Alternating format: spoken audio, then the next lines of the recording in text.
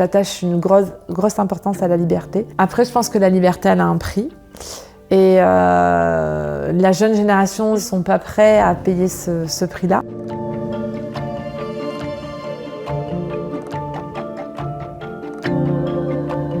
Ce qui me plaît beaucoup, c'est premièrement, c'est le rêve d'enfant de sauver des animaux, de soigner des animaux, parce qu'en fait, sauver, on en sauve quelques-uns, mais on en soigne sur plus qu'on en sauve. Et puis la relation avec les clients, moi c'est quelque chose qui me plaît beaucoup, la confiance qu'ils me donnent, la complicité, voilà. Moi c'est toute cette relation client qui me plaît. Et je pense que c'est vraiment la qualité la plus importante, c'est les écouter, relativiser ce qu'ils nous disent, mais les écouter. Parce qu'on dit toujours que les animaux ne parlent pas, les clients, eux, parlent.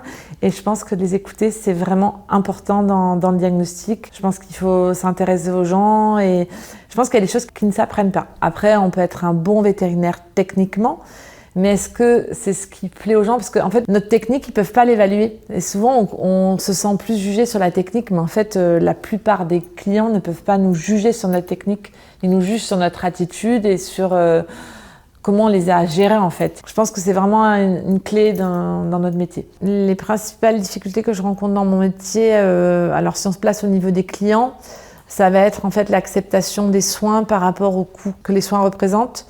Et c'est vrai que ça avec l'expérience, on arrive quand même vite à cerner les gens et savoir ce que les gens vont vouloir faire et pas forcément pouvoir faire. C'est une vraie difficulté de rester objectif, de proposer ce qui existe, même si nous, on ne le ferait pas pour notre propre animal.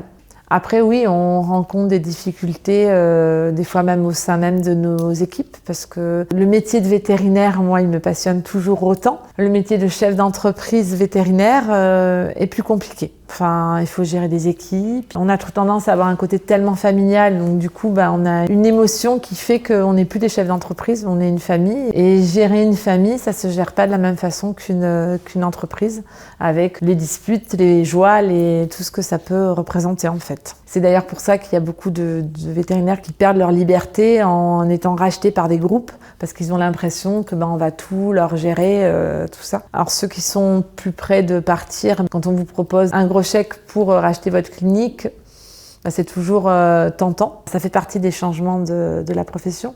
Mais le vrai gros changement, c'est le switch entre être vétérinaire libéral et être vétérinaire salarié.